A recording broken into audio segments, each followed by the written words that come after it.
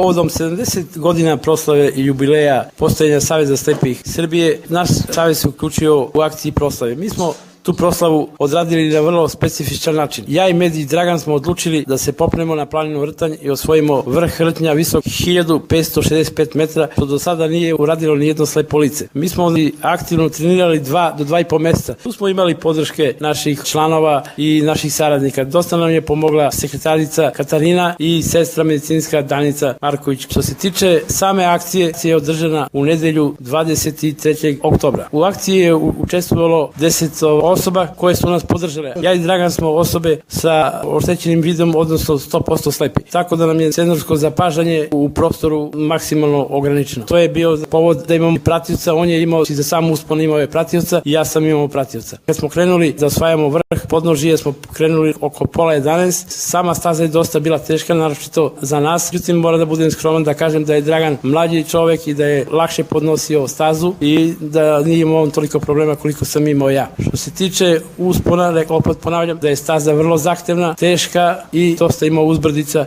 Čak je bilo i magle, tako da je i teren je bio klizav, tako da sam ja imao i 2 lakša pada. Imali smo podrške iz planinarskog društva Železničar, bili su 2 iskusna planinara, bio je jedan lekar s nama, bila je sestra medicinska,